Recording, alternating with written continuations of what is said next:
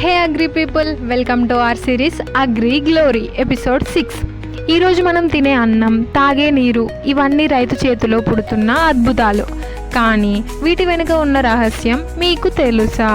అవి మన వనరులు: నేల, నీరు, సూర్యకాంతి, మంచి విత్తనం, రైతు శ్రమ. ఇవన్నిటి వెనుక రెండు కథలు ఉన్నాయి. ఒకటి గతం, రెండోది వర్తమానం. గతంలో రైతు వర్షం కోసం ఆకాశం వైపు చూసేవారు. ఎద్దుల బలంతో దున్నేవారు, సహజంగా పంటలు పండించేవారు.